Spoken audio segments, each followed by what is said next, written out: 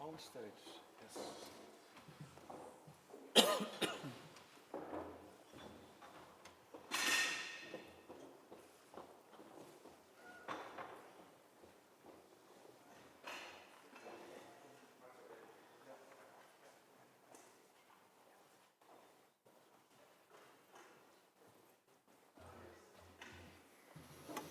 Good afternoon at this moment, which is called Dead Man's Hour, because everybody is full of lunch and the blood is not here, but a bit lower, working very hard.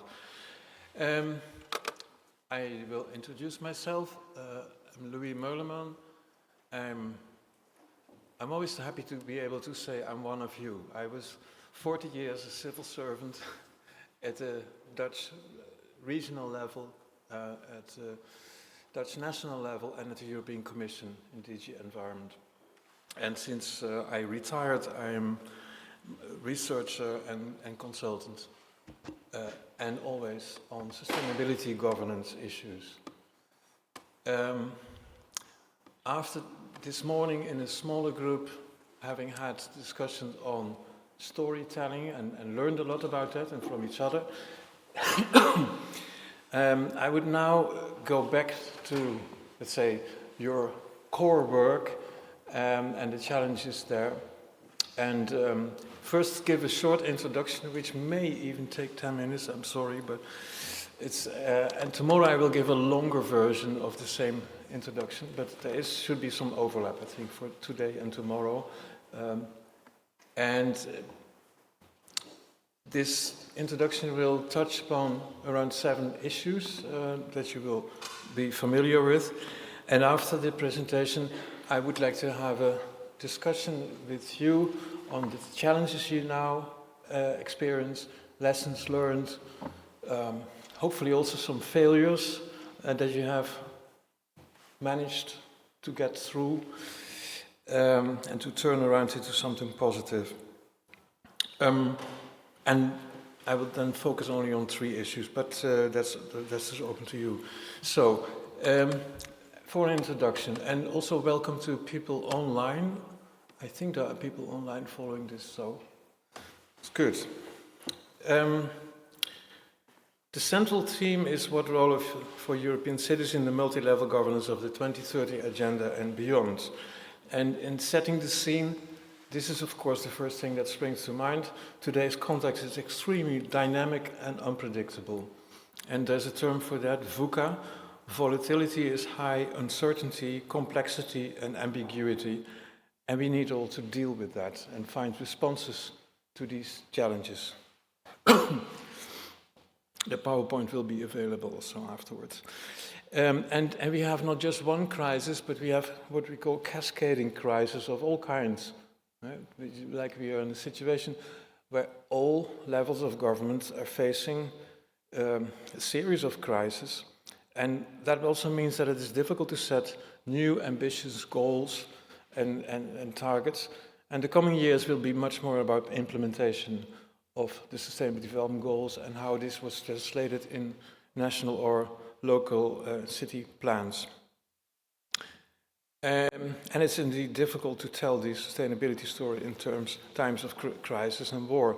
One risk is, what I've seen in some countries, is that the focus very much on crisis management, which is quite addictive, because in a crisis, when there's a crisis, you have a crisis team, you have lots of availability of money, of staff to deal with the crisis.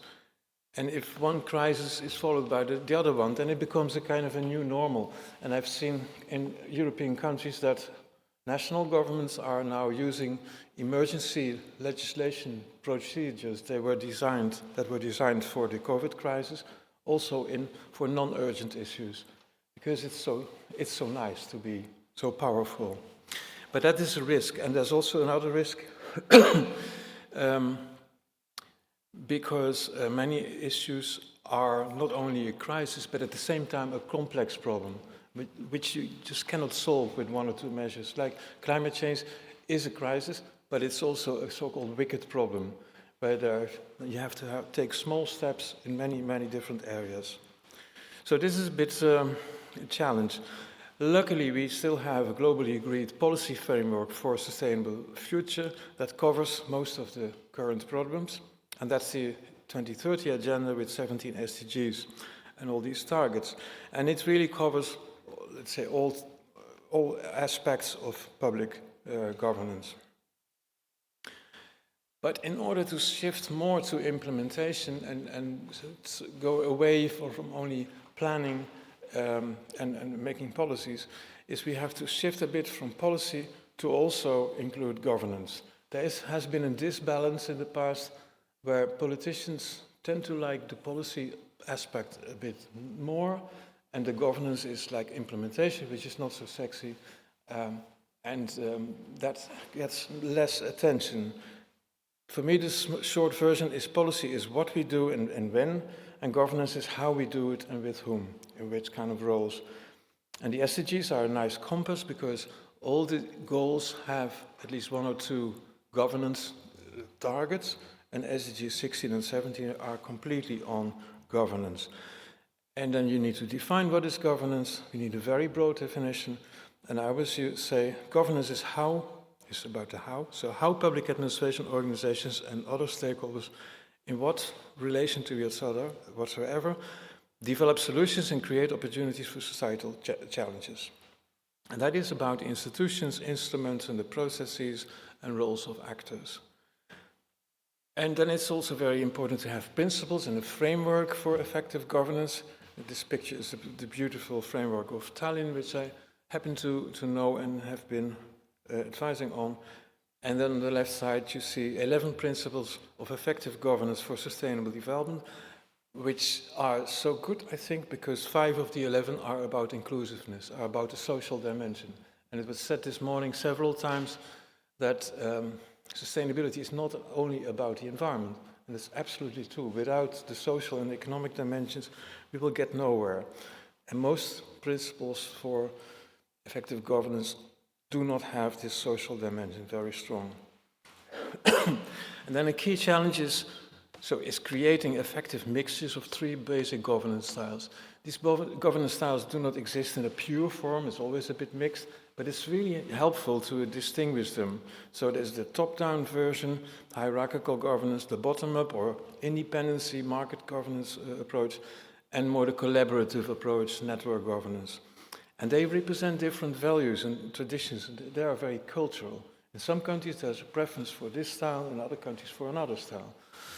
And that's why you cannot just copy-paste what works in Finland with its consensus culture, the collaborative culture, to Portugal, which has a bit more hierarchical tradition.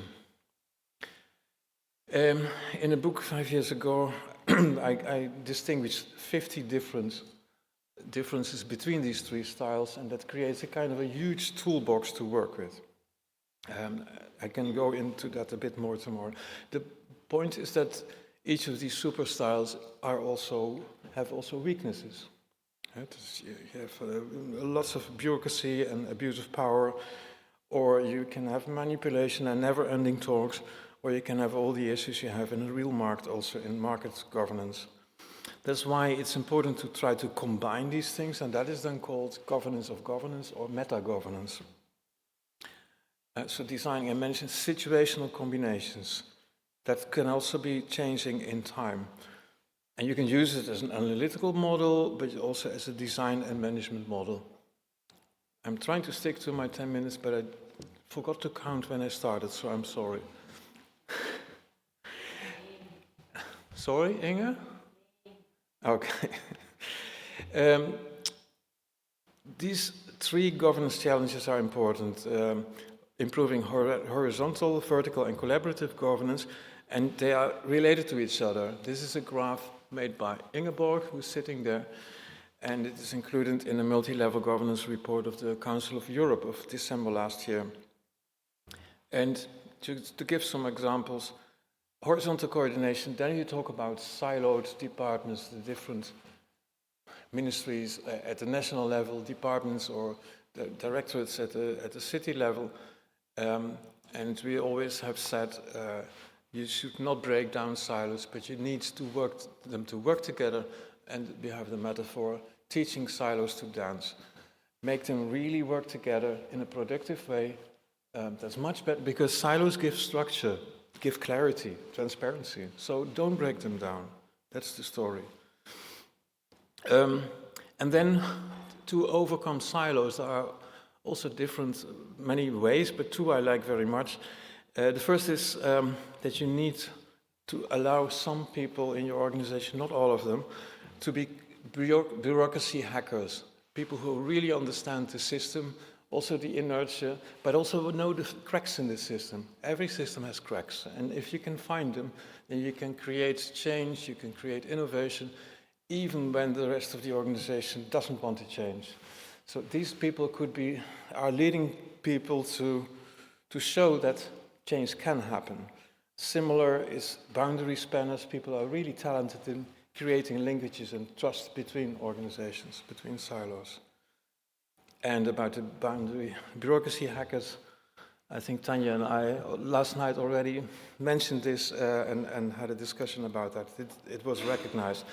On the vertical coordination, let's say the typical multi-level issue, improving the links between administrative levels, here mindsets are also important. What is the mindset of cities? Is it like we are the enablers, we are in fact carrying the national level, and they have to support us? Or is it more the other side, on the right side, cities carry the weight, we are suppressed, we feel almost like Calimero.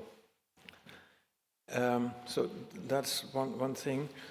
Here, this is an example of how you can have different ways of multi-level governance, relations between the different levels. Is it characterized by legal issues, top-down, on the right side, bottom-up? Both are very slow sometimes, and there is a third style, which is collaborative multi-level governance, which is applied in several countries already. This is about engaging effectively with stakeholders, also that you can have a 3 hours course about this. We don't have time for that, but also here we have to realize very much, and that could also be a course for problems, that the mindset should be right, not only on the government or the city side, but also on the stakeholder side. And the story of city this morning, these are examples of things that came up this morning, how to shape your own story. And that expresses also a certain mindset. Then on partnerships, further, do we map our stakeholder landscape often enough, because it can change? What about intermunicipal cooperation to overcome all kinds of problems? And what about public-private partnerships, because it is researched that this can also create lots of problems. These are just 3 of 8 principles of policy coherence for sustainable development. And I'm finally showing this because we talk about leadership this morning also a lot. This is my favorite picture of leadership, where the penguin number 1 is clearly determined, knows the way, knows the direction, but the other penguins are following this. But there's a number 2 penguin, the deputy penguin, who is really, who doesn't look that well, is concerned, a bit nervous also. Is everybody following? And are we really going into the right direction? And this is very important to have every leader should have a deputy who's doing like that. And I think this is what I wanted to introduce: crisis addiction versus complexity, policy to governance, use of this governance styles, multi-sector, multi-level and multi-actor, intermunicipal cooperation, bureaucracy hackers and boundary spanners, leadership and leadership for all, and there may be other issues. But these were the things I wanted to introduce. And as a next step, I would like to invite, we have a fantastic panel here of high-level city representatives. I think 6 cities are represented in the panel, but we have 3 others in the room. And what I would like to do is invite you to share starting with the panel, and then people going to react from the room. Invite you to say something about your challenges or solutions, lessons learned, and on this horizontal, vertical, and stakeholder coordination issue. Starting about the silo problem. So the first thing. And who can I invite? And take into account, try to remember also what we learned this morning about storytelling. Maybe you can talk about your challenges in a different way now than before today. I'm happy that also Tallinn is now joining the panel. Good. Oh yeah, I don't have to do anything. So, who can I give the floor from the panel on horizontal coordination mechanisms you have created that work or don't work, and what to do about the silos and how to bring them together? Who wants the floor first? Please, the last come, the first speak. This is fantastic. Yes, thank you. I think I have to share the story of Tallinn, what we made, how we changed the city government actually. So I filled my position as a city strategy director 3 years and 6 months already. And before that, there was no position of city strategy director at all in the city government. There was such a role, people who dealt with strategies and development projects, but they were inside the structure, they were hidden in the structure. There was no face. And in the beginning of 2021, the city system changed, and we created the Tallinn Strategic Management Office, which actually is responsible for strategic planning, financial planning, personnel planning, and digitalization as well. And all these, like horizontal topics, as what I just mentioned, they are horizontally coordinated from the Strategic Management Office across the silos. And we are making also cooperation between the different city departments. We have monthly meetings, which is led by the city chancellor, and all the city directors and different department heads are on the round table, and we are discussing different strategical objects. And that's a discussion between the public officials. We are not politicians, we are public officials. The cabinet of deputy mayors and the mayor is above us, and they are making the political decisions, but actual horizontal cooperation or finding ways how to make the silo stands is happening there. And we have as well on the working level, this kind of steering groups as well across the silos.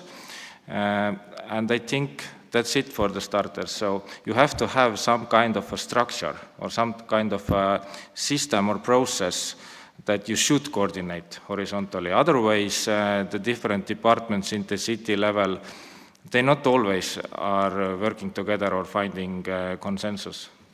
Thank you. Can I? Yeah, thank you.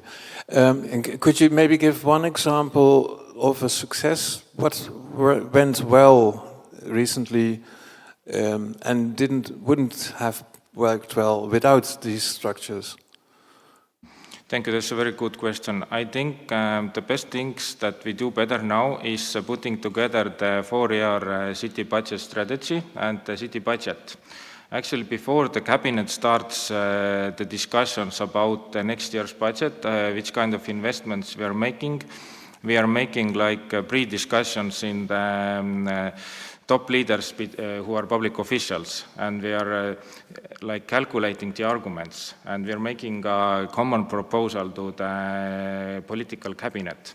And one issue as well is redesigning the street space actually, how to find like compromises or consensuses, how do we redesign the street space, how many car lanes we should have, where are the bus lanes, where are the tram lines, how much space we give to the cyclists and for people who are walking. So this kind of discussions we have to bring to the top management level because we are not finding consensus on the expert level. Thank you very much. Any questions to him about this? Further questions, follow-up questions? No? And who wants to be the second to give an example about this horizontal coordination? I mean, it's not easy because what I hear now from you, from Tallinn, it seems as if all the differences and the tensions have disappeared between the different cultures of the different departments. But at the national level, which I know better, everybody always hates the Ministry of Finance because they have too much power. And that's not so easy to overcome, that kind of distrust. So, but what you try to do is a trust-building exercise, in fact. But as I may add, then that something is happening in Tallinn as well. As you mentioned, everybody hates the Ministry of Finance, the Minister of Finance. I worked 9 years in the Ministry of Finance before I came to the city level.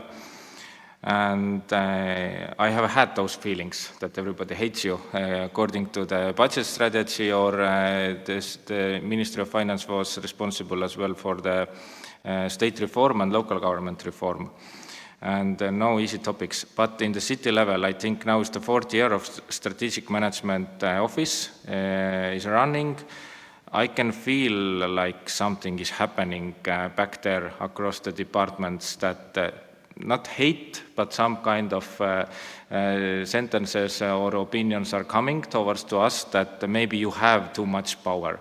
Some experts on the city level say that the strategic management office should have more power, some veto right or something. It should give like strong guidances. Now we're trying to manage with soft coordination, but there are different opinions, and it's yeah. Okay, who was next? Yeah, please go ahead, Lenka. Hello, my name is Lenka. I'm Vice Mayor of Jablonec. Jablonec has got about 45,000 residents.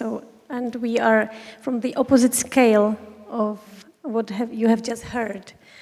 We are at the beginning of sustainable governance, really at the beginning.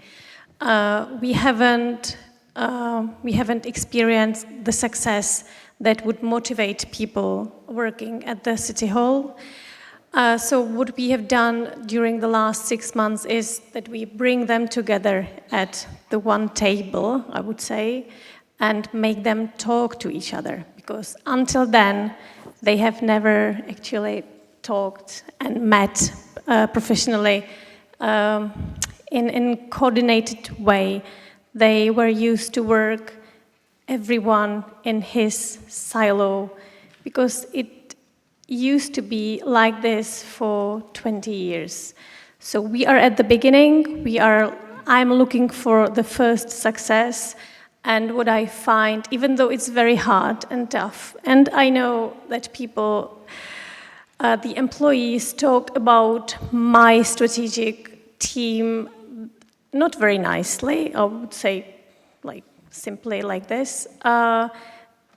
Even though it's very tough, I think we must follow what's our goal, and we must continue with this work, and hopefully one day, it may be in 1 year and 1 day, people will accept that it's very, very important to talk to each other and to cooperate. But it takes time, and we have to digest it, this process. We have to digest that we cooperate. It's not easy for them. If you are 50 and 55, it's not easy to accept a different way of work. So that's from our side. Yeah, and there's some examples in other places that might. One example of this horizontal coordination on sustainable development issues is that in some countries, in some cities, you appoint an SDG person, coordination person for each department. That's not enough. This has happened, for example, in Romania, And what they there miss is still that these people should have also kind of a connection or access to the financial annual cycle, because without money, access to money, you cannot really move things. In Germany, which is also a country where civil servants are not really very keen to change all the time, they tried 2 years ago to create transition teams of 6 big sustainability transitions with members of at least 2 or 3 ministries. So that's a kind of a forcing people to work in a team productive way across the ministries, across the departments. Are these also ideas you could work with, or is it still so in the beginning this is now just trial and error and It's all about the money, right? On one side, those head of departments, they complain about we are not invited in the process. Why didn't you invite us at the beginning of the process? And now, when we invite them, they say we're too busy. We cannot come. You know, it's. There's a lot of work, so I'm laughing sometimes because it's contradictory. They want something, but when you offer them the offer, they say we don't have time. But as I said, it takes time, and I'm rather optimistic than pessimistic, so hopefully it will work. I don't know whether I answered your question, but this is what came to my mind. Yes, thank you very much. Any comments at this moment already of burning questions from the others here in the room? If not, I mean, you can always think of good questions. The panel deserves really good questions. And there are no stupid questions, there are only stupid answers. Maybe we can continue along this row and then see. So Phil, you are not from a city, but from coordinator for the URBACT program in Paris. So what do you think about this issue? You don't have these issues yourself, of course, of horizontal coordination. Yeah, this was I will not speak from a city perspective, but really from my previous experience as working for the government for a long period of time, but also for Europe. I think first we need to see if there is a problem. I mean, if you look at the ranking of UN on where we stand as a continent, the first 20 countries at world level are European in achieving the SDG. So we are, from a macro level, we are okay. But if you look at the level of the cities, no city in Europe has managed to achieve all the 17 SDG. So there is a problem between what you manage to do as a whole of Europe, but what you manage to do at local level. And then this is one of the issues, as you mentioned, because we are working on silos. And why we are working on silos on those SDG? Because this strategic framework comes from top. I mean, we have the ministries, every ministry has its own strategy, and then we don't localize enough those objectives at local level, at city level. Of course, I mean, if you are a big city, we have around 800 cities in Europe, more than 50,000 inhabitants.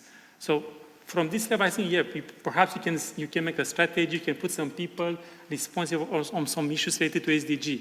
But if you don't have this capacity, it's very difficult to manage through 17 SDG, 170 almost targets. So what to do in order to break silos, but also to make achievements and to be visible for citizens that this is something it's worth to invest. I think, yeah, as I mentioned, first you need to localize these objectives, to choose what is your fight because there's something for each city to put more focus on a specific objective or on a specific target. So this can be made through a mission statement. We were hearing about the Mannheim, that they have a mission statement on gender equality. It's a good fight. I mean, you can have different other mission statements. I think one city can decide to focus on 1 or 2 missions, and then afterwards, you need to involve citizens, because society is really something that they believe in this. It's something that you can make your allies. If you don't manage to break the silos of Ministry of Finance, but you bring your people from the city, and then you'll be able to convince other stakeholders. So it's better to first focus to see, okay, what is needed at your local level, and then to build up the mass of stakeholders, of citizens, to be involved and really to support you to achieve at least some objectives and do it step by step. I think this is what is now really, we need to strive more at in Europe to try to better valorize the power of cities in achieving these targets. Thank you. If you're working on the SDGs, they are very much interconnected, so you can pick out one target, one goal to go for, but it's very soon you will also have to deal with the impacts on other issues. Is there maybe one from your long experience, one interesting example to mention of how horizontal coordination was improved, the silos were crossed, were overcome in a country, in the city, from your past experience? Something that was maybe a very strange idea, but worked? Not so much, but I think it's very much depending on also each city position and what are the challenges that they're facing. There could be a different recipe for each city. So I will not say that I know what should be the focus, but I think, I mean, as I mentioned, Mannheim gave us this example of gender equality. I think it's really something that if you want to focus on and to have a mission statement on those targets which are related to gender equality, of course you should link with other related objectives, and then you can move forward, and afterwards you are going to build up this base with other targets. So what I'm saying is that we need to choose to really to invent something which is also concrete for your citizens, and also to have the means to achieve it in a medium period of time, in order to see that it's not just about strategy, but it's also grassrooted within your city. Thank you. Sorry, I have another short question for you, because I suddenly thought about it. There is a well-established method to work across different interests, the mutual gains approach, the Harvard negotiation approach, or how you can, there's many ways to call it. Do you know of if in the context of Urbact there have been cities who have introduced that? I mean, my own example is that almost 30 years ago, the Environment Ministry in the Netherlands made a 3-day training on this negotiation method obligatory for all civil servants and the whole management. And that created a mutual understanding also, of course, about how to achieve success, win-win packages across silos. And that was quite a big thing. But maybe you haven't.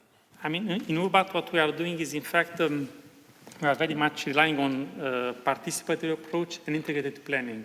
And then for every network, for every city, you know very well, because you are part of a Urbat project, you need to create a local support group.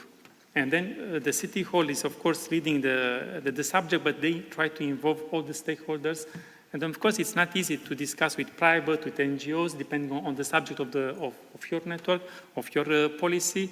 And then we notice that, in fact, at the city level, local level, this is working quite well, in fact. This trying to bring the relevant stakeholders at the table and try to reach a common objective. What is more difficult is to have the territorial integration, and then with different layers, administrative layers, up to the national. This is something that we didn't manage to get through, through an Urban project, but I think it's part of a success story if you don't manage to really to embed your project in what is on different layers in your country. It doesn't work. But yeah, in Urban did work. This multi-stakeholder involvement, it's something that it's also to build up your credibility on what you want to achieve at local level. It's something that if you have all the other behind you as much as possible, this is something that, works. Okay, thank you. Tanya, may I go to you? What kind of problems have you solved where nobody believed that you could solve it in terms of silos?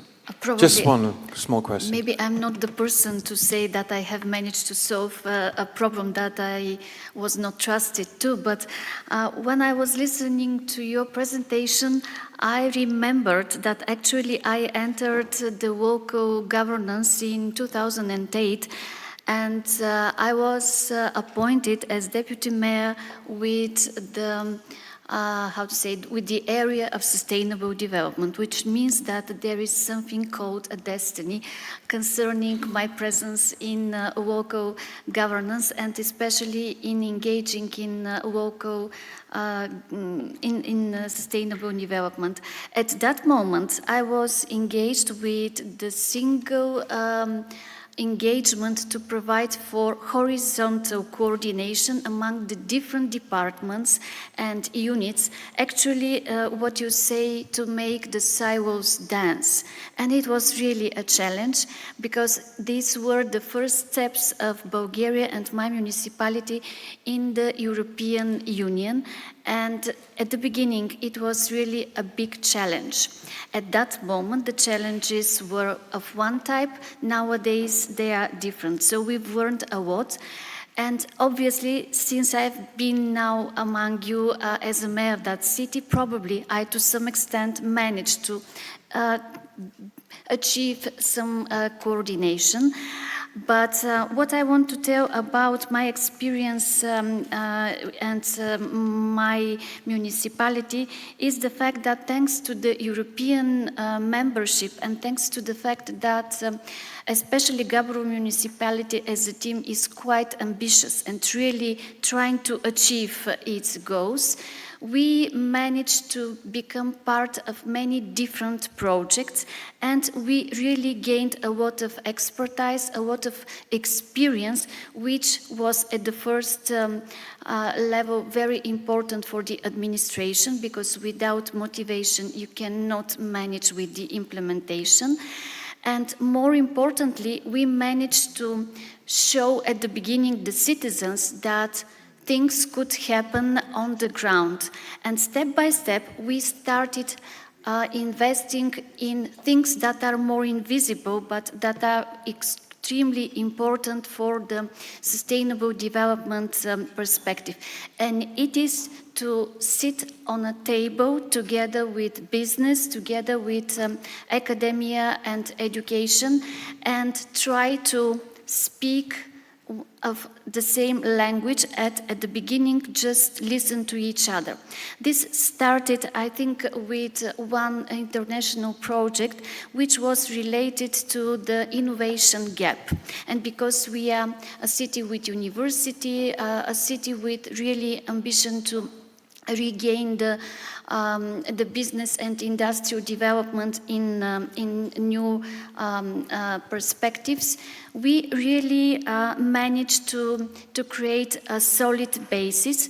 Now we have a sustainable platform which is called Regional Innovation Center, which unites us, public authorities, representatives from the business and academia, and a lot of partners in this entity. And we are very active in different projects, and I'm very happy that together with ESPO we are going to be, I think, part of the new regional innovation valleys. So what I'm telling is that step by step we are upgrading our little achievements. And something that I still have to resolve somehow with my colleagues is really related to the fact that in our administrations, and especially in mine, we still divide our work between European and local, which is something that is creating silos. And somehow this is probably part of our culture, part of our insufficiency or complexes we have to overcome by gaining more confidence, and maybe strategic sustainable development goals could be something that, if they are measured properly on different levels, they could show also where we are progressing, because yes, Bulgaria and our territory is not as rich as Finland, not as rich as even Greece, but compared to the starting point, we have made some progress. And being part of so many initiatives, we can learn from each other and find basis to improve our challenges. And something pragmatic, thanks once again to our friends from ESPO and especially Mr. Markova. We are the city which probably is championing one type of initiative called innovation camps. We organized this initiative for more than, I think, 7 years. And this is a very successful collaborative model that brings together people of different age, of different profession, with different beliefs, working together on societal challenges for 3 days, following the methodology that was now developed by JRC, and finally reaching on an idea that is prototyped. And I can tell you that our strategy that we are now implementing, and that is trying to refer to the Sustainable Development Goals, contains project ideas that are designed within these formats. And I can tell you that all the ideas that were born in this format, they are continuing to evolve, and the majority of them are implemented.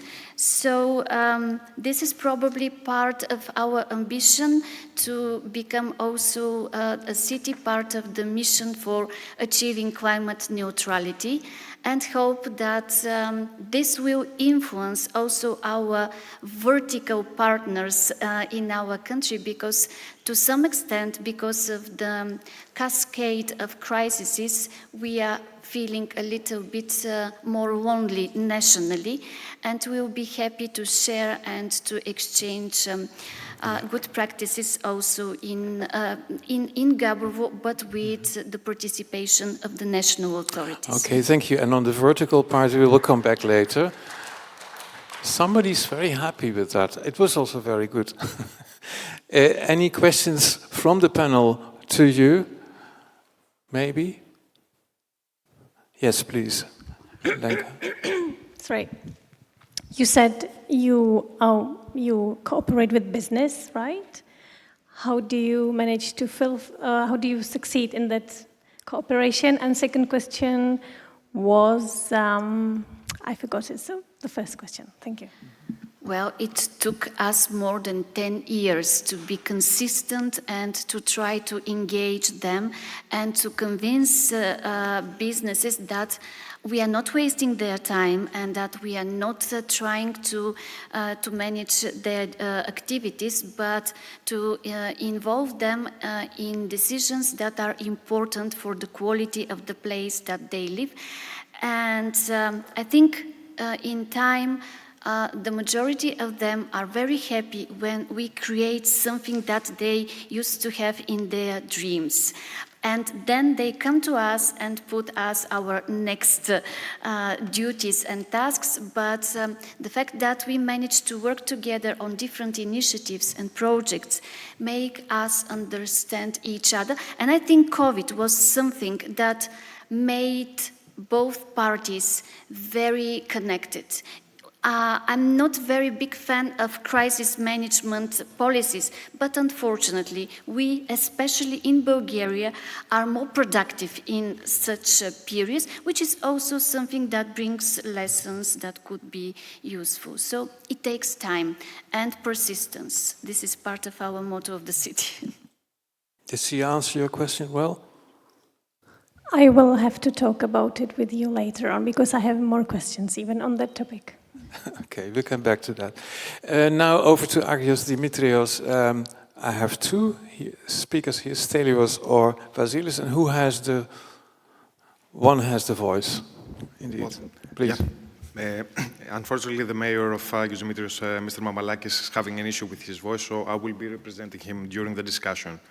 So, I'm Vasilis Zacharias. I'm quite new in politics, I would say. I was only elected a few months ago, so I'm just in my 6 months in politics, let's say. But Mayor Mamalakis had a vision, because for 20 years we had the same administration, Agios Dimitrios, and for the last 13 years was the same mayor, that unfortunately they didn't have a vision about embracing all the different digital technologies and how we can use it and utilize it, to say it better, to transform our cities and the way we're working. So one of our goals is to bring this digital transformation, to break the silos that we have during the different services, which is also part of the Greek culture, that people tend to work alone and not really collaborate and cooperate with each other. And this is what we want to achieve, also with a common goal towards being closer to European standards and working together in a more collaborative manner.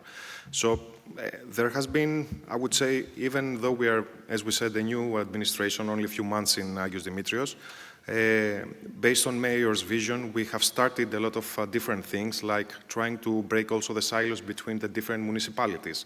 Because imagine that in Athens, all the municipalities are more or less interconnected, so there's just a small street separating one municipality from the other, where we all face common challenges.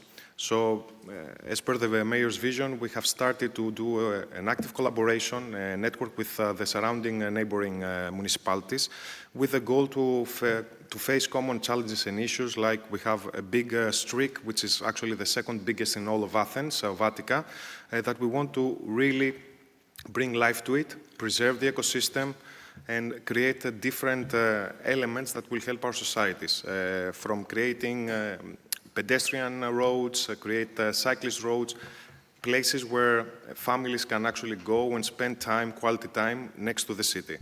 So we have a lot of work to do, and if I may add, I think what is important for us is to really create a cultural shift in Agios Dimitrios based on how the Greek people are used to work, collaborate, and try to bring this. And we can only achieve that through open, transparent communication with each other.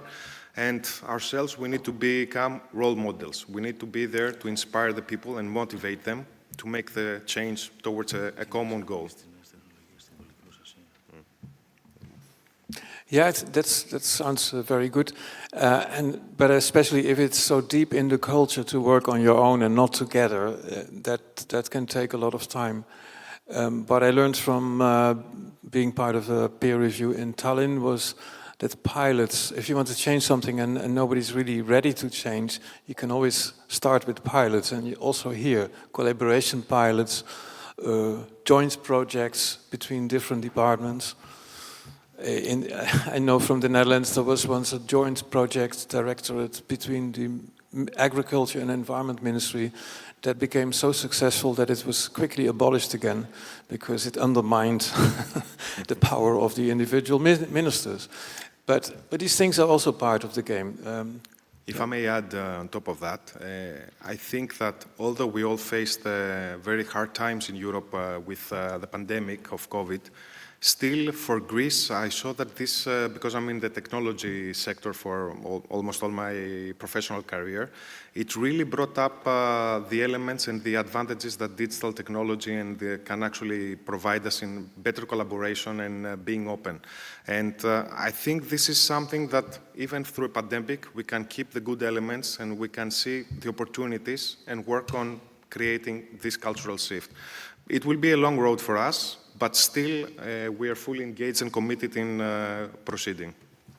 Indeed, also small steps help. Thank you very much. Questions from the rest of the panel at the moment, or we go to Mannheim? Yes. Yeah, thank you. My name is Christian Hübel. Exactly. I'm the director for democracy and strategy in Mannheim. And we have a long way behind us with the big change reform, which was beginning in 2008. And some things were good at the end, and some things you learn about it. So try and error is the culture of us.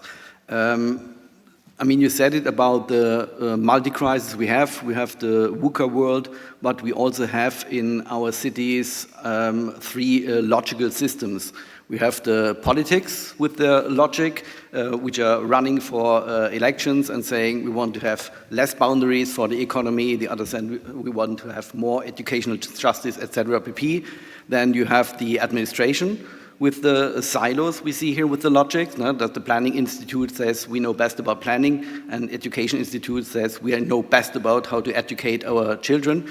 And then you have the civil society, which has the enterprises, all the citizens, etc. pp. And they all have different point of views also. I mean, during COVID, we have about 80 million people who were who know how to make politics with an epidemic, so it was crazy. This is all very critical, and at the moment, I think, as in every city or country, we need a common vision, so that everybody, first of all, know where we want to go.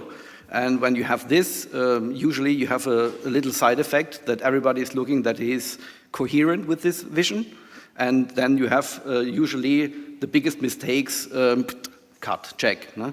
But then you have to look how to bring the people to work on this common mission. And at the moment, I think we have, with the SDGs, a very good framework, because the SDGs learn us integrated thinking. They also learn us to have a classical plan to check X circle, to say, okay, we plan something, then we do something, and then we measure it, and then we evaluate it. And so you come also in the politics more into an evidence-based discussion. And they are also have, I would say, at the moment, a dynamic that we say, okay, we have a global crisis, but we also have to look what we are doing locally for our citizens, and that's the main point. And I think the SDGs are predestinated to bring this all together. No? Think globally, but act locally. At the moment, I mean, we all saw it in the European elections. We have the problems with the negative populism, who is explaining us very easily how to solve this crisis. No? And at the moment, we need, I think, a positive narrative, which is clear to the people and explain what is good for us. This is a challenge, I know, but I think we need this positive narrative, and I hope we're working on it for our cities and get, with the support of Barbara, etc., help in this, because we need this positive narrative for us. We also need to, when we're saying we are dancing with the silos, to orchestrate the dance of the silos, that we come to an outcome, a positive outcome. And this means we have to look about a common vision, we have to look about processes, but we also have to look about the culture of an organization. I mean, there's a quote from Peter Drucker that says, culture is eating strategy for breakfast. So you have to change the mind of the people, and this is sometimes hard, because we all know it, change is hard, everybody wants to live in his comfort zone, and when you're talking about technical things with the silos, everybody knows it better, no? Because that's my job, I learned it on the university, we have to do it in this way. And then bringing them out to say what is our common goal and how we can achieve more together, then I think you can break it more up, but you have to bring the people together. This is a lot of discussion and it's hard work, but at the moment, as we can see it, in the end, for us it was more successful. Thank you very much. It brings me to the observation that I think that we need a lot of organizational psychology, sociology, and anthropology probably to get these changes and to change the mindsets, because it goes so slow. And if you just announce the mindset will now change, our culture will change as from next Monday, that's the best way to organize resistance. My little experience is that you always have to build on existing cultures and not try to first destroy them, because people believe in the existing culture as something that's valuable for them. And then if you can convince them that adding something or changing a few things, but not everything, will work better, then you have them. But that's the experience of all of you, I suppose. Any questions here at the moment? Yes, please, go ahead. Sorry. Well, it's more like also a comment and a question for Christian, because I hear what you say and I fully agree, but given the rise of the populists in Europe during the latest elections, How easy do you think it will be for us to convince the people, because they hear, you know, simple, easy solutions with no cost, and what we're trying to achieve for sustainable growth and common vision for Europe is more difficult. It requires people to, I would say, step out of themselves at to some extent and transform themselves. So how do you see this? Yeah, that's a point where I said we need empowerment in administration, which is explaining to the people what we are doing and why we are doing this. And the populist parties, they are really clever in it. They are on TikTok, for instance, in Germany. We are not on TikTok due to data security and all these things, and sometimes we don't have the, I wouldn't say the power, but the feeling how to go on this. No? It's very, no, we are making a press, and we are on Instagram, we are modern. I think we have to be more open for these new methods of communication. Then we have to fight the fake news, and we have to make more in quick videos or in data visualization to bring the information to the people. We are writing, also here in this city council, we are writing papers and papers and papers. We are also transmitting the city councillors speaking or meetings here via live stream, but to be honest, it's not interesting. And how we make it interesting for the people, and this is a great story to say, we want to save the world till 2030, but first of all, we want to save Mannheim, to look what's in for Mannheim first, and then we help others. And then to say, okay, what we are now here discussing, for instance, we are discussing energy, electric energy in this quarter, and why we need this measurement, and therefore we need this money. So to make it more simple, that the people can say, now I understand it. And from the simplification, I think in the end there comes trust for more complex answers. But at the moment, our trust in the service is about 58% for the councillors and 57% for the information politic of the city administration. Not bad, but not enough. And we have to do more enough. Also, trying hard is not good enough. We have to achieve more. Okay. Yes, please. So just a reaction. I think, people cannot be wrong. People are right when they are voting. I think there is a need to have two. We need more Europe, in fact. We have some policies where we don't manage to achieve too much because we don't have enough Europe.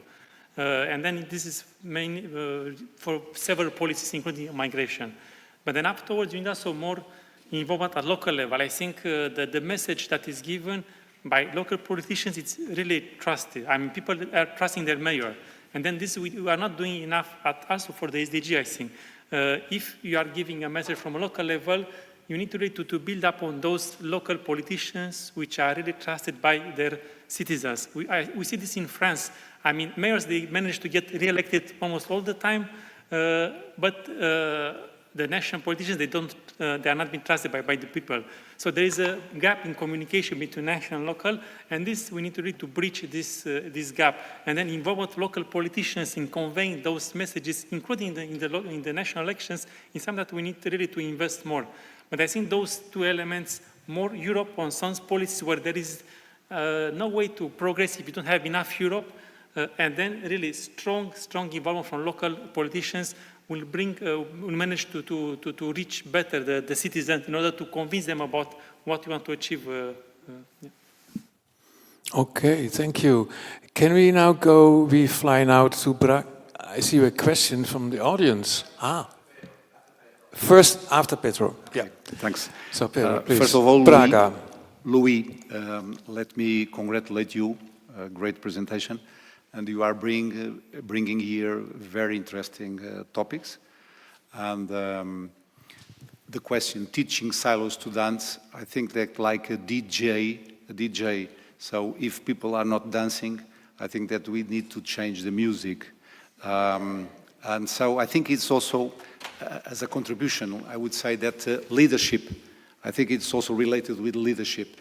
And I think that after everything was said, so I resonate with most of what the previous speakers share with us. But I would say, well, a lot of thoughts. One is nature. It seems that nature can teach us, nature-based solutions. Well, in one hand, we have, this is animal behavior. The silos, the territories is animal behavior. And we are animals and we behave in our territory because we are in a comfort and safe zone. Maybe that's why the silos can keep their momentum. On the other hand, there are some other animals, and we should learn with them, like the bees or the ants, because they cooperate. Even yesterday night at the dinner, we had, some of us had mushrooms, and it was the cantarellus, and the cantarellus, it's a mushroom that lives with a tree. So it's very important for them, with the roots of the tree. They exchange services, and they gave minerals to the tree, and the tree gave water to the mushrooms, and they cooperate, and they are delicious. By the way, they are delicious. But back to the leadership and the communication, because we had a very interesting day workshop with Barbara, and at the end, I think that one thing is also to communicate. And I remember a say, I cannot recall who is the owner of that phrase, that it means in communication 3 sentences. One sentence is, tell me and I will forget. Show me and I will remember.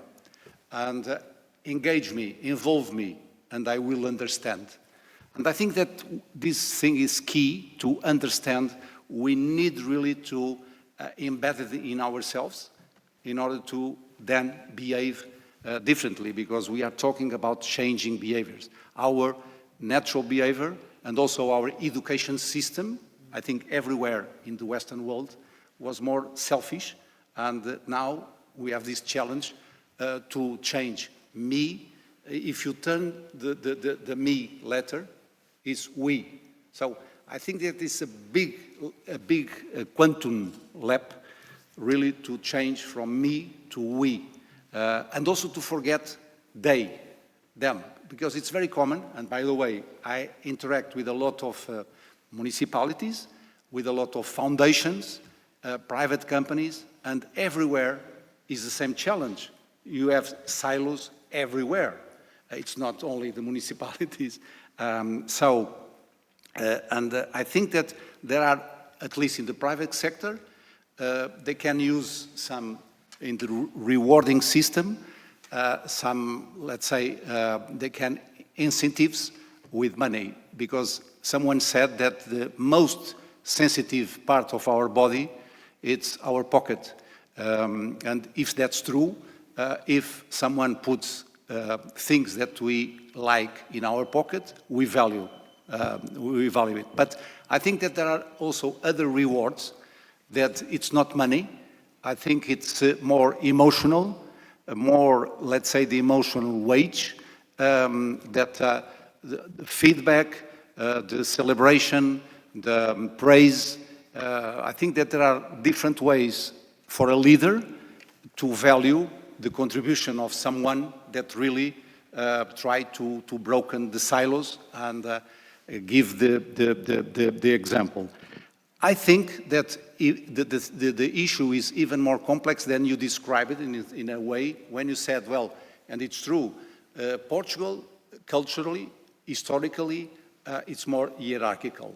And let's say Southern Europe, our culture. But I work in multinationals and global companies, and then is everywhere. But it's true that Portugal has that culture embedded. But I think that is more complex because nowadays, a leader or any one of us deal simultaneously with different structures. We can deal in a day life. In our day, we can deal with hierarchical, we can deal with metrics, we can deal with networks.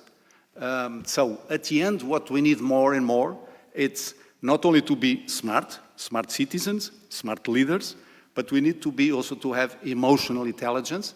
Barbara, it's of course an expert in that area, but emotional intelligence, social intelligence, so other intelligence, I think that we must learn. I think it's also part of the soft skills that we need to learn.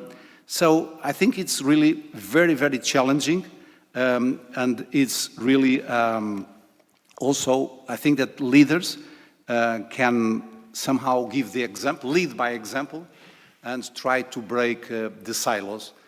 I live with this comment, is that really I think that there are reward systems, not only related with money, that can have a role there to try to incentivate, to give incentives to the right behavior or the desirable behavior in what concerns cooperation. And again, I think that nature can also teach us a lot of lessons. Thank you for going so much into the human dimension of this issue, and I fully agree. I'm still a fan of Hershey and Blanchard's more than 50 years old scheme of situational leadership, the different styles of leadership you have to do. When you have a team, there's always somebody you have to give instructions at 8 o'clock in the morning, and others you can empower and only see every 2 weeks. That is what the different styles of leadership also are about, and this is linked to different governance styles. On teaching stylists to dance, which is a very nice metaphor, Inge, who invented the term once, and we organized the training at the European Commission for European Commission officers on teaching stylists to dance, on the skills you need to learn. And the point was that we got the wrong people. The people who subscribed were the ones who already understood, because they immediately jumped on this nice, sexy title.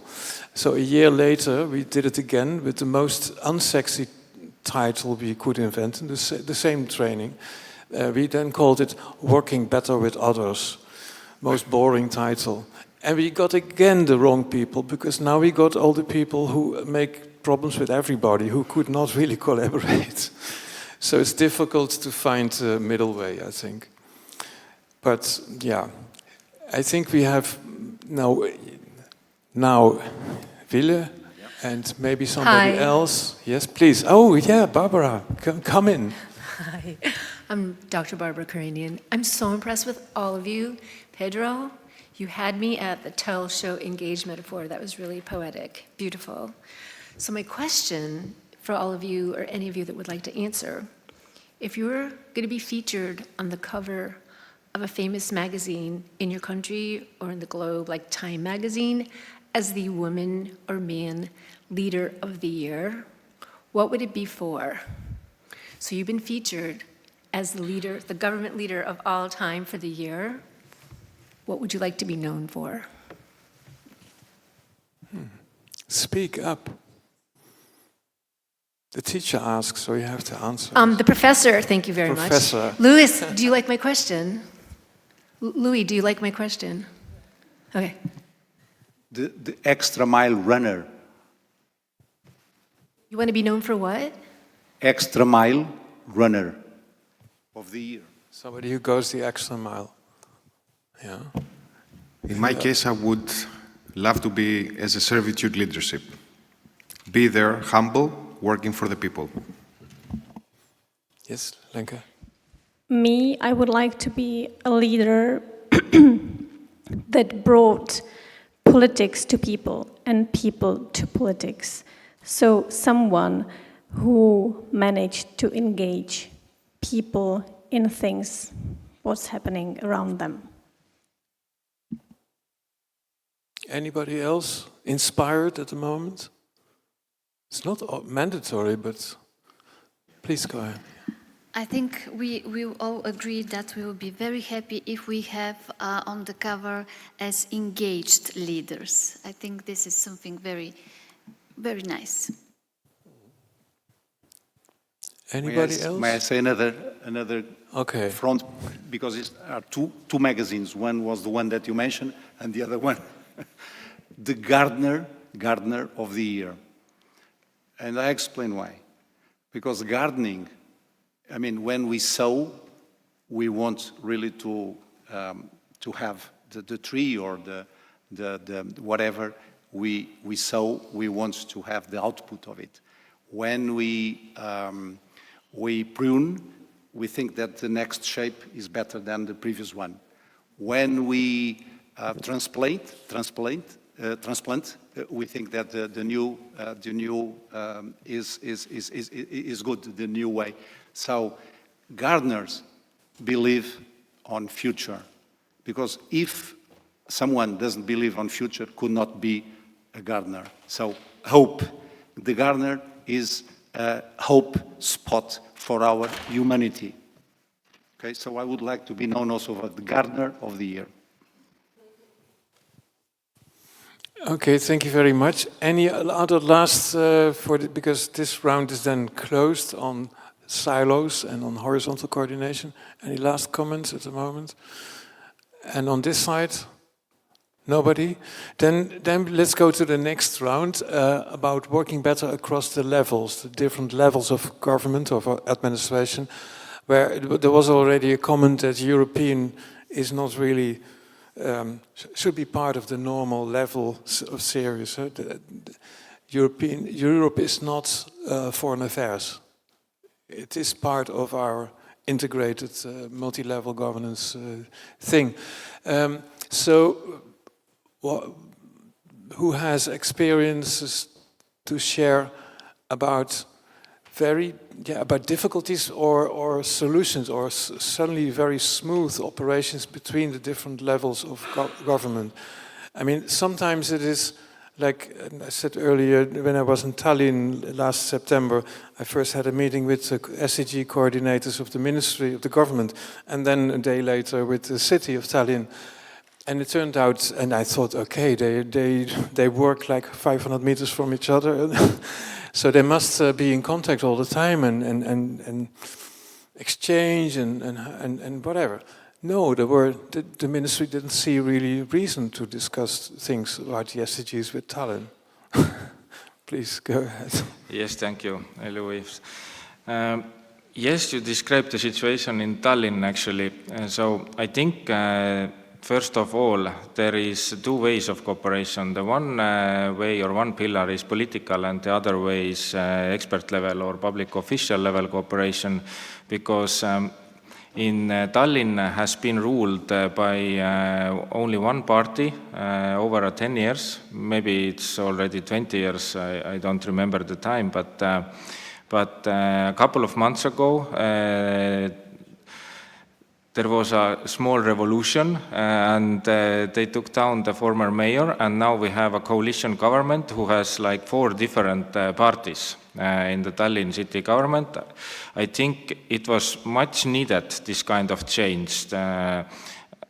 It's not the matter of question which party you like or not to like, but if you rule one city like over a decade or over 15 years, then it's too long time.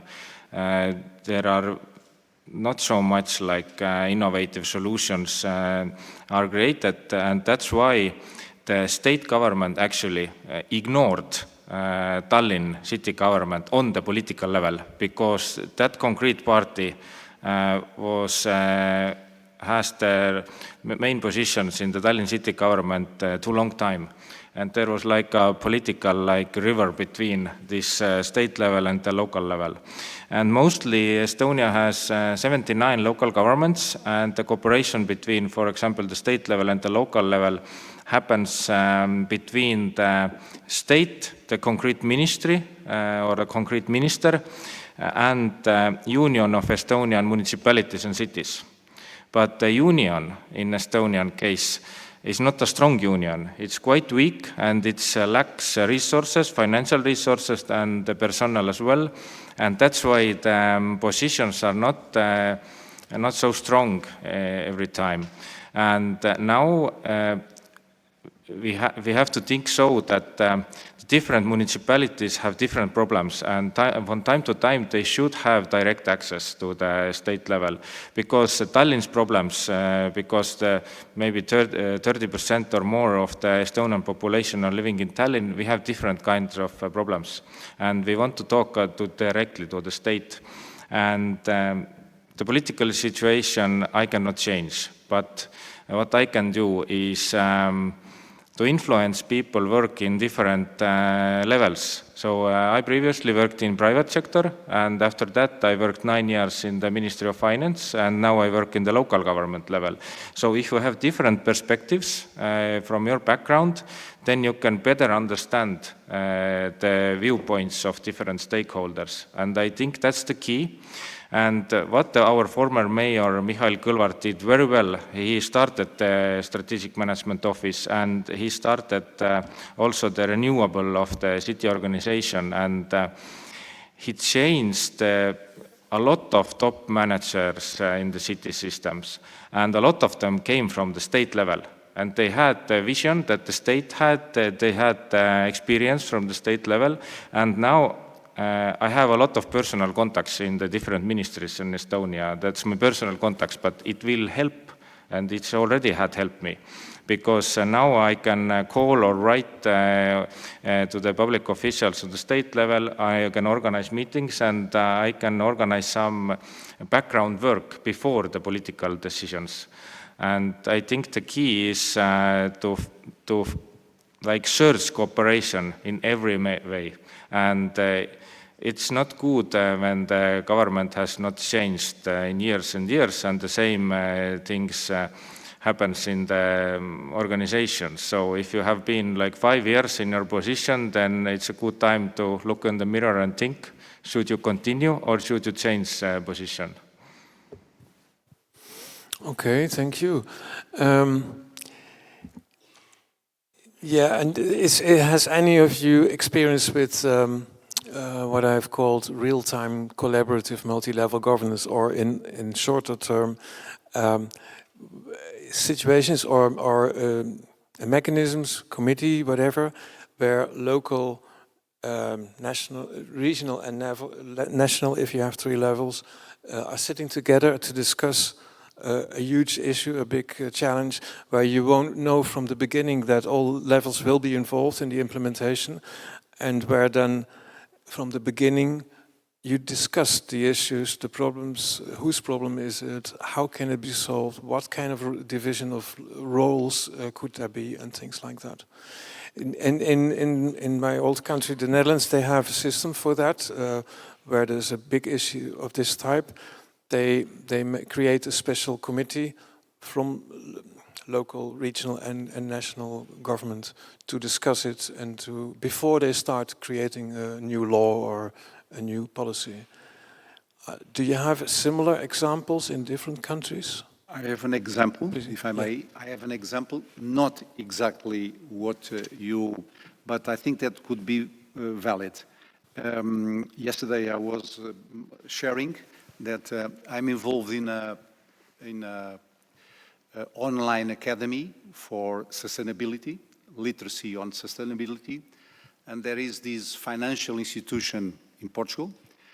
They have insurance and financial services, and also at the, let's say, the headquarters, the back office, and they decided together, so we co-create content in order to empower 150 sustainability ambassadors for that financial institution. And we went through in the last months, and it has been very, very interesting, and I think that will have an impact in that institution, because what they did was they mixed, they working together different levels, different hierarchies. So you could have a top manager, a C-level, and to have a trainee in those sessions, because what they want is really to create and reinforce sustainability, ESG culture. So I think it's a good example, and I hope that this example, at least in our market, but in other markets, can have other following that approach, because it's really to try to fight silos.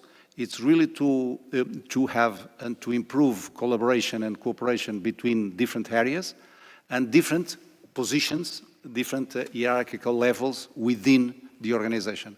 And because what they are doing is really to empower 150 sustainability ambassadors. And next October, so after summer, because it was an online course, we will have an in-person session, face-to-face, and we will mix in the roundtables, we will mix some guest experts that delivered master classes in that online course, and with students. I don't know the exact word, it's not students, the employees from that financial institution, that the ambassadors, it's better said, the ambassadors will be part also of the roundtables. So, and we will see what we are going to do next, again, co-creating the following step, because so far the feedback was very positive, and it's something somehow disruptive for the traditional, because the financial institution, it's an old institution, but a leader with vision of the future, inspire and motivate, and with a good story. I think that that organization, it's now moving to the future, I would say. Thank you.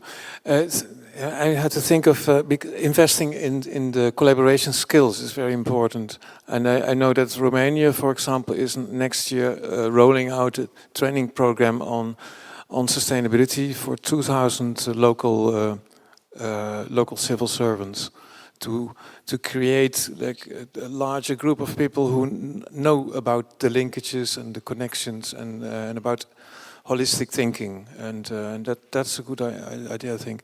Any other comments, suggestions on this vertical thinking? Maybe also a question from my side. Has anyone from you experience with working directly with the European Commission and forgetting about the national level? When I worked at the European Commission, we loved working with cities directly because the member states, the national level, was very annoyed about that. And it was always nice to have a reason to annoy them because they had too much power. Please, who, Tanya or first? Just brief intervention, because I was not willing to share negative experiences, but because we live in a country like Bulgaria, which is for 4 years in different crises, I have to share that it is very good when you have the opportunity to work directly with European Commission and to avoid the national authorities. And I have to say, and this is my personal observation, maybe shared by some of you, that sometimes politicians show how strong and important are place-based policies, and quite often bad politicians violate these very important multi-level governments in the vertical component. So, for example, Bulgarian municipalities are suffering because of the dynamism that we have in our national level, and unfortunately we are having very unstable governments, which affect the opportunity of citizens to have access to important investments. And this is something which is a real challenge. But on the other side, I would like to share something that is I believe a positive token also coming from our country. We now have started with the implementation of our regional development law, which establishes a new entities called regional councils, and they rely on the model that Paulo shared, having different representatives, and it is up to us, the local leaders and national authorities, to find the way through which these entities will be really speaking to the citizens, to the businesses, and in 3 or 4 years we will be able to measure progress that will be related to competitiveness of our regions and even for overcoming the challenges that the northern part of Bulgaria have compared to southern, thanks to more investments in the southern part. And one more recent decision that is also related to improving this cooperation and collaboration, it was decided that 50% of the European money will be directed to sustainable development in the northern part of Bulgaria, which means that when we have resources and good decisions, we can really engage with better implementation. So this is what I can share with you. Thanks very much. First, I think, Vasilis, you wanted to say? Yes, I like the thoughts and the comments of my co-speakers here today on this topic. It's closely connected to the previous question about breaking the silos, because even at the multi-level, we're still talking about different silos at different levels. I do not remember which philosopher said this, and I don't want to quote it wrongly, but if you want to go fast, go alone. If you want to go far, then you need to go with company. And I think this is what we, as humans, we need to understand as citizens, that we really need to be open, transparent, and collaborate with each other. And especially when you are at the city level, we are part of the communities. So we actually live in the communities, we live the city problems and the city challenges, let's say, while politicians at national level, for example, they have maybe a better overview of how things are progressing and what is achievable, if I may put it like this. But still, it's part of our work to really raise up those challenges, those issues, sit with them at the same table and try to find common solutions and the common ground to move forward. And I think this is important, starting always with a very transparent and a collaborative perspective in life. Thank you. Christian? Yeah, I think there are some borders. On the one hand, there are legal borders. For instance, in the earlier days, we were not allowed as cities to apply for funds from the European Union. We have to go over the federal state and sometimes over the national states, and then you can imagine what happened. The second thing is we have some cultural borders. I mean, the language from the European Union and the people who are working there is sometimes very abstract. No? And I think sometimes it's also not working together on eye level, but from both sides. The local level sometimes says, oh, EU or national state, they don't know what's happening into the cities. And then you talk to people from the national state or the EU and say, oh God, the cities don't know what's going on in whole Europe. No? And so I think there has to be more communication about it, more communicating tubes about it, so that you can understand each other. And I also think you have to empower more both sides into thinking of the other, because on the global level, usually you have the big overview. No? National level, European level, what do you have to do for our geographical overview area, also for achieving social cohesion, all these things. And I think on the local level, we have to experience this really what works to get tangible results, because the good thing they want from the top level is not always the good thing on the ground level. And so we have to communicate more together. Yeah, and that's why you need to communicate in real time and not after 7 years, because that's how long an EU initiative takes to get implemented at the local level. Up to 7 years. And then when the Commission starts something, there's always some years sometimes of discussion and agenda setting. So sometimes the ideas that land on your offices and your desks are in fact the solutions for problems of 10 years ago. And that's logical, and that's all how our democracy works, but sometimes you wish that there are also faster methods. Yeah, thank you.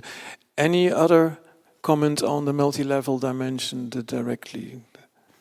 Yes, please, go ahead. Thoughts from my side. I think, this is really difficult to do it because, multi-level, it's about borders, legal constraints, administratives. It's quite difficult to bridge all these borders and constraints.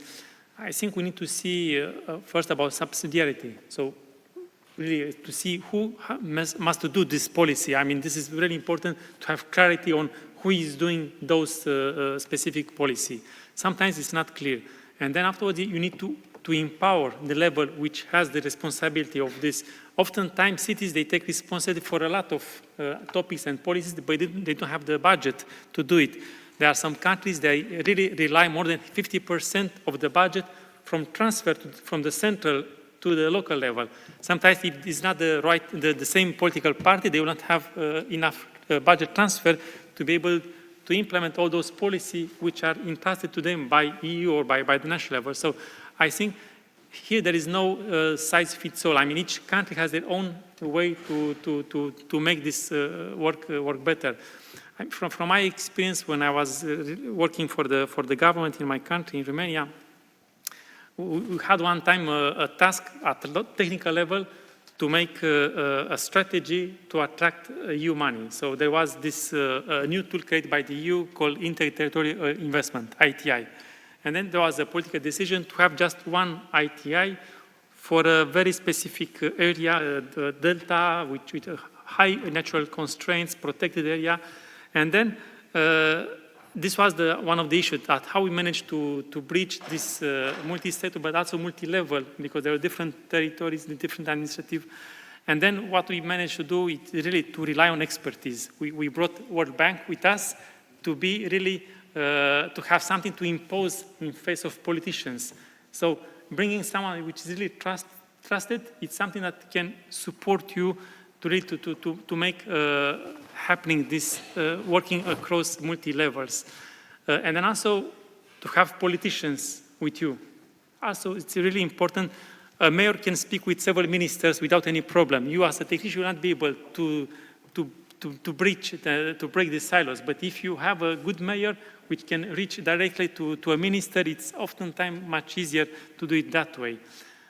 Afterwards, also from my experience, we managed to make the strategy. We got the money. It was €1 billion for a very small area. But then everything that has been built up to make this strategy and to bring this budget has been forgotten. And then to implement, you rely just on the locals. And then who got faster, got money. And then all those objectives have been really nicely set up on a paper. I mean, it was not so much implemented. I mean, the money has been spent, of course, with good project, but then you need to keep this momentum for a longer period of time. And this is what is difficult if you don't have the right institutional arrangements in your country. And I think this is really something that it's still, something that we need to work on it. Yeah. Thank you. Yes.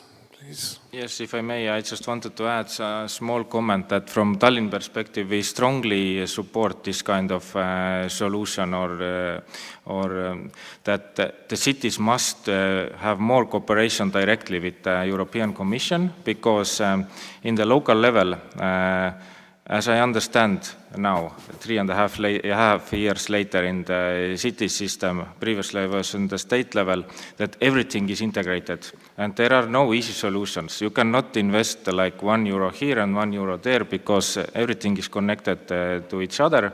And that's why we want like to start discussions maybe sometime in the future that maybe if the European Commission rethinks its support schemes to the cities and to the states, maybe there should be more like integrated solutions. I mean support money, that you don't not get the money for just building their tram rails.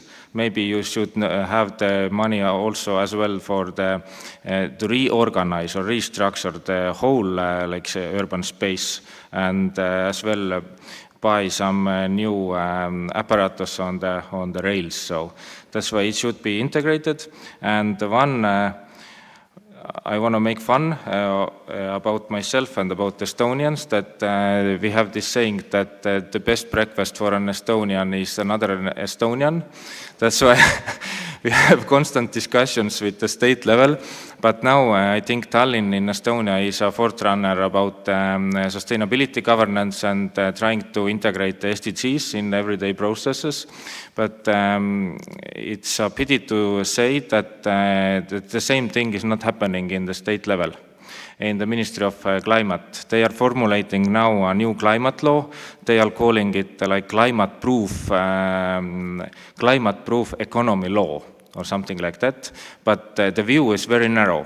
The view is not holistical and horizontal, and SDGs are not the base for that. And they are naming these kind of like structures in the ministry like green transition units, and that's very narrow view, and I think that we should grow out from the green transition and move towards to the SDGs approach.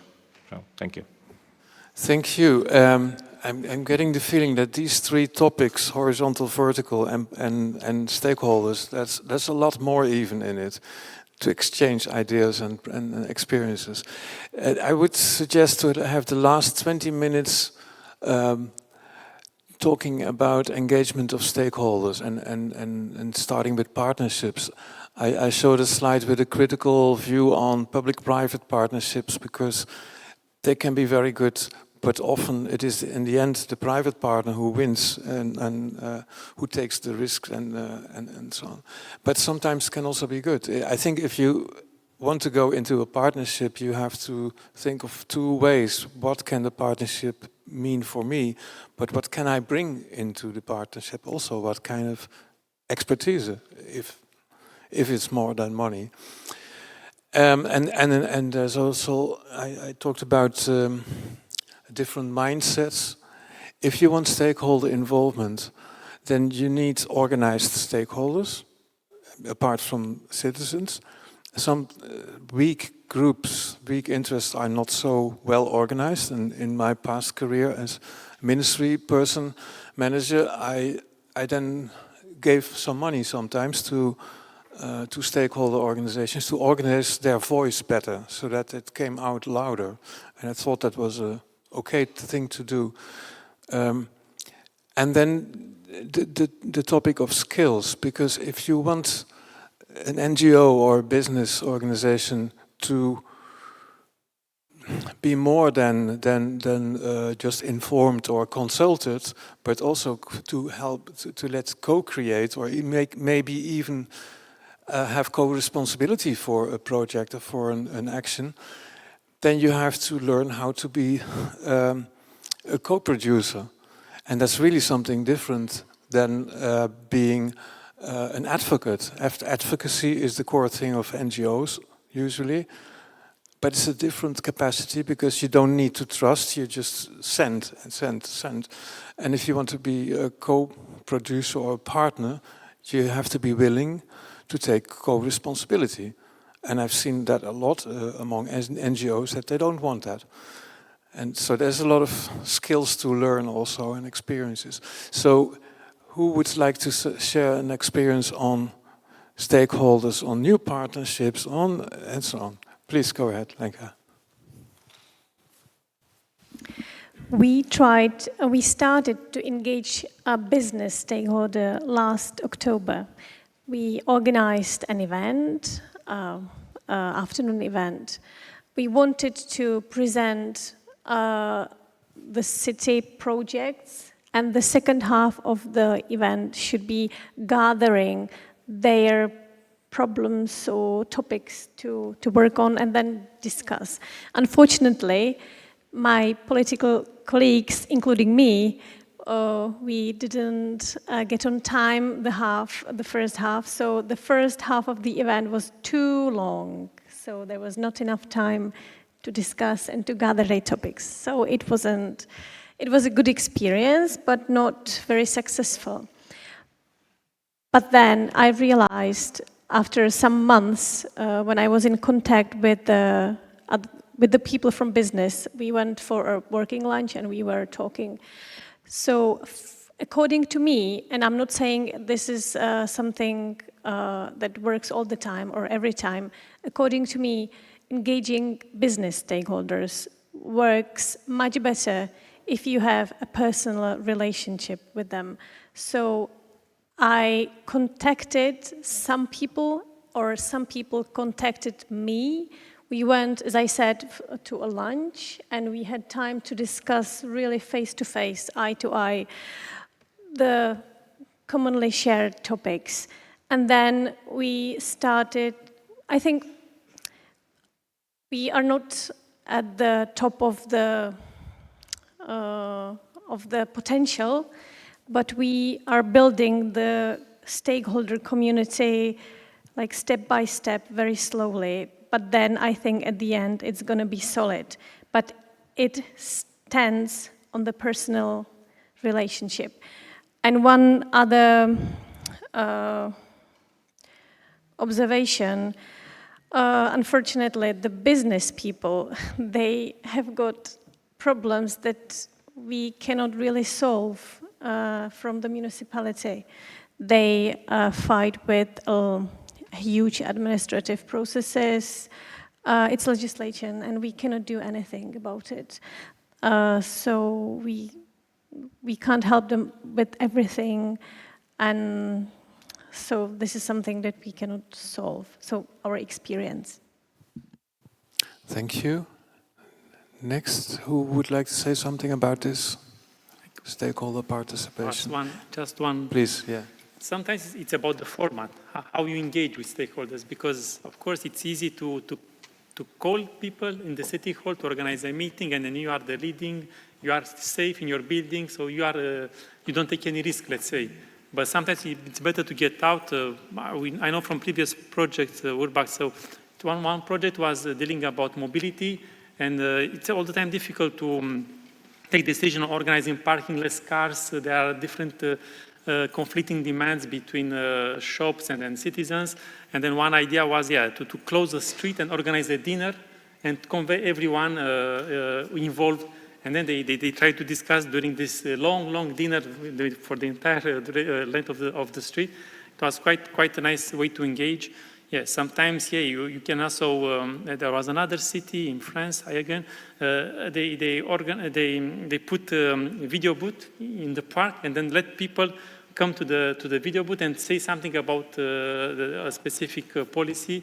It was really something that quite interesting. So I think the format is sometimes quite interesting to see what is the best format to engage with the different stakeholders depending on the policy that you want to I fully agree. Formats are important, and also being flexible when you are in a format. I once was with a minister, and there were 500 citizens. It was about rural areas, rural development, a lot of farmers there, and they were quite opposing to the minister. So we had made an agenda, and in the beginning, these citizens and farmers, they said, we don't want to talk about your topics. We have different problems. We want to talk about our problems. And then we said, okay, let's talk before the break about your problems. If you promise that after the break we can talk about the things we are concerned about. And that worked fantastically. But otherwise we would have had a failed evening. And so formats matter. Anybody else? Please. May I would like to share that I already mentioned that I'm very honored to be part of the advisory of the Council of Braga. And I think it was really a very interesting approach from the mayor and from the executives of the Câmara de Braga, because there are different stakeholders involved there, business, universities, research institutes, citizens. So at the end, I think it's a very interesting forum, and again, I'm honored to be part of, because there also we learn from each other, we cooperate, and different angles can contribute also for the executive and the mayor of Braga really to implement or to assess different options. So I think that then the most important thing is that, as someone mentioned, then is really to make it happen in terms of meetings, productive meetings, because it's really helpful, for sure, to have the different views from different stakeholders that are as much interested in the success of the city as the mayor and the executive. So I think it's a good example, and Braga, in that respect, I think it's good, the vision of the mayor, and it's really in the right direction, according to my opinion. Yeah, and I wonder if some of you have experience with mapping the stakeholder environment, because that's something you really need to do maybe every 6 months or 3 months, because things are changing around you, and if you don't see that, then you won't see coalitions or fights between important stakeholders that can influence their behavior to you. And you can also, I mean, I was working with farmers' organizations from the Environment Ministry, and they were very defensive and very negative until I discovered that there was a young farmers organization who was thinking very differently. So it involves also the young farmers. And that's a way to find sometimes new stakeholders. It doesn't always have to be the same ones. And if I may add something, is that at least in Portugal there are 2 apps where someone can look or go into the app and see how the ESG or the Sustainable Development Goals, the SDGs, are in their municipality. So you can have an overview and to see then, to have a zoom and to have your own municipality and to understand how things are progressing or how things are evolving.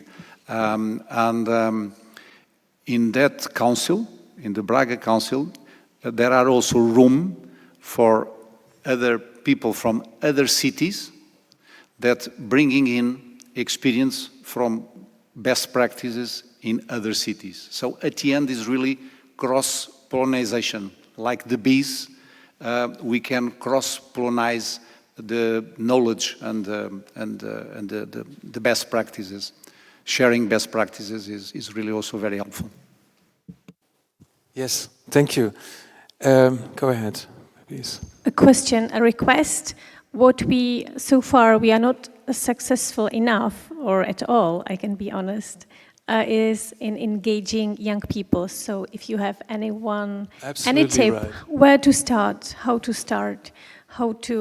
attract their attention, I'll be happy to hear. Or maybe now, if you Tallinn has a solution. Yes, maybe a part of a solution. So, firstly, I would like to answer your question so that in our experience, that's maybe a narrow experience, but the key is cooperation with the universities. Because we have a special, like a public official working in my team. She has the responsibility of how to coordinate the cooperation between the city departments and the universities. And we have written down agreements with every big university in Estonia. And we have mapped the capabilities of the universities, and we have mapped the needs of the different city departments. And we are trying to mix it together. We have different roundtable discussions, and what happens next, or what happened already next, that we have different project-based initiatives together with like students. And we are engaging the students actively in the decision-making processes in the city. For example, we have this old city hall in Tallinn, that is under heritage protection. It needs renovation. The cost will go sky high, I think 200+ million euros, etc. It's not used right now, but we made like a mini architectural competition together with the youngsters, and we got like tens and tens of nice ideas. And we make cooperation with the young architects, and we have Tallinn has opened a year ago when we are Green Capital year, we had the title, we opened this participation hub. It's like a special room in our strategic management office building. We have the different digital tools, solutions. We can explore there the digital twin of Tallinn with VR classes on the big screen. And we are making like different engagement events there, and we have had already several discussions with the students. And we have cooperation with different professors and lecturers in the universities, and they're making their practical like lessons in our rooms, and we are giving the students as well the city perspective. The public officials are making speeches and having discussions with the students, and I think it's a very good example how you can like engage youngsters, and we are looking the students and the youngsters that in the future they could be potential workers in the city system. Thank you very much. Unfortunately, we don't have a university, but probably this is not an obstacle, right? Okay, Pedro, and then very short, and then we're in the last 5 minutes now, and then Ville. Okay, very short, and sorry I don't want to monopolize, but I'm suspicious maybe, but I organized in the last 17 years a Green Fest event. And it's not green only for environment, it's sustainability more and more. And in Braga, late September this year, at university, we co-organize this event, and the history of the event, and it's greenfest.pt, Portugal, greenfest.pt, and we organize an event where it's cross-generation, but we have a lot of youngsters. I'm a strong believer that really the youngsters or the young people are the ones that can change behaviors. At least my generation, I mean, it's very difficult, my generation, to change. Maybe our grandchildren can help us, grandfathers and grandmothers, to change. But it's harder, it's tougher. Just to give you an idea, last Green Fest event, we had 3,700 children, or I would say youth, not at university level. And so, at the end, you can co-organize your municipality or with the university or other schools, public schools and private schools, whatever. Some local private companies, some other public companies. At the end, could be something with different stakeholders, organizing an event where under the same roof you have content and practical content, so people can do workshops and hands-on, and to involve them in part of the solution. So if I made another joke, but if I can help you to organize a Green Fest event in your, at least to share with you, and could be remotely, to share with you what are what was the path for some successful events and what to avoid in order not to have something that doesn't work. Thank you for the public offer. Everyone hears you, so it's a promise. The deal is done. The deal is done? Yeah. Okay, thank you. Okay, but yes, I would like to go to Ville, and then do you have a question or a comment or something? And then we have a very last 2 words round at the panel, because. Perfect. Thank you very much. Lenka, don't ask a complicated question. We are actually going to Braga in September, so we will have chance to learn this firsthand on site. No questions, just a quick comment and an end note from lead partner side. And wonderful examples. Just to bring out one more, I would say that Mayor Mamalakis, every day, he goes 7 a.m. to the city hall to run his city. Afternoon, personally, he goes to the high school to help students to get to university. If that's not leadership at the local level, if that's not engaging your citizens at the local level, please tell me, advise me what is. No, so tomorrow morning, we will have the chance to have a peer-to-peer, city-to-city exchange where we'll deep dive into these issues. What is important for me, two things. The most important thing is that we are having this discussion. What we've witnessed today, starting first with Barbara's amazing emotional engagement work, storytelling, is that we started to have more questions than answers.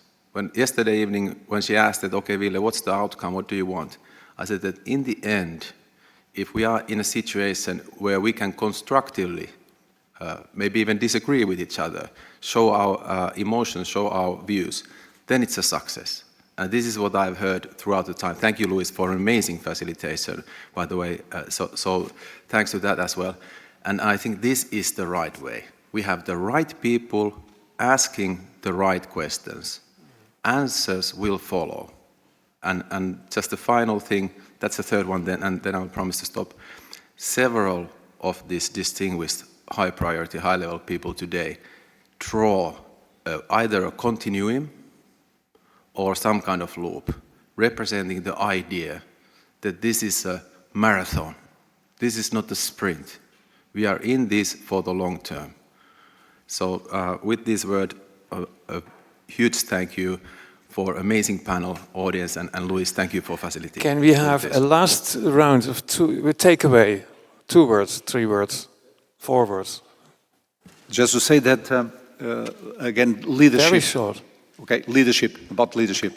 I think that we need leaders and to improve our skills in what concerns leadership. As I said, soft skills, but also to have more breath, let's say, to blow the fire, to blow the embers. I do some coaching also, and there is a say in coaching, okay, and terminating that if you assume that everybody in this room, we have fire in our chest, is a metaphor. We have fire in our chest. We have embers in our chest. If a leader blows correctly, I mean, the talent, the skills, the energy will flow. So we need leaders with more breath. Thank you. Christian, even shorter, please.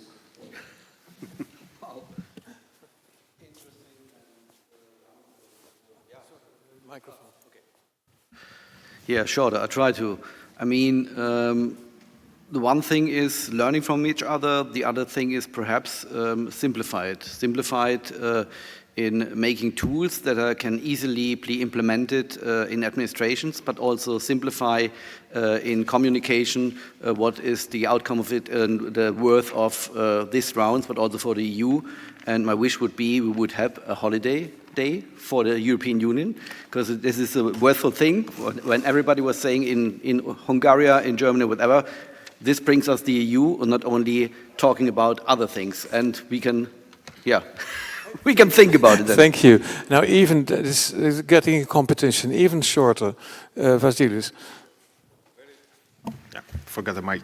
Very shortly, I think for us in Agios Dimitrios, since this was actually the first time that we were fully engaged in these kind of meetings, we live inspired, more committed, and looking forward for fruitful collaboration and knowledge sharing between the rest of the network cities. Thank you. Tanya. Thank you for the extremely inspiring day. I think this is something that most of us rarely do, and thank to all of you that brought us here and made us so close to each other. And I think that we all are on a mission to reach sustainability, and in this mission everybody is invited and should be provided with the opportunity to contribute. And one more thing, I would like to invite all of you next month in the period 19-21st of July, when we are organizing our Eco Festival. It is in the mountain, and I think this is something that is very closely related to what we have exchanged today and what we have as a common vision and opportunities in the next day. So if you don't come this year, next year we will be expecting you. Thank you. Absolutely, thank you. Theophile, last words, one. The fact that, I mean, this idea that up to now we have worked a lot on policy, so at EU level we are very good in fixing policy objectives, but not so much on governance, how to do it. And I think from this network, from this Fullback project, if we could get a blueprint on some steps that we can do on this governance mechanism that we need to put in place at local level, would be really nice, that we can also promote to other cities and other institutions. Okay, thanks. Inka? I'm grateful for any support that I get from you. Thank you. Last one. It's a lot of pressure to speaking short, so. But I think that we have to find the best practices from the cities, from this network, and to share it and to implement it, because Praga has shared a great example of this Sustainability Council. Tallinn has made the first climate assembly. We have as well participative budgeting, maybe others have it too, but the key question is, let's learn from each other and answer this question, how we can make this kind of initiatives permanently as a part of the city organization. And last but not least, cooperation, cooperation, cooperation, and let's formulate a cities coalition and talk directly to the European Commission. Thank you. Thank you very much. Thank you, a marvelous panel. Thank you all, and a big applause for the panel.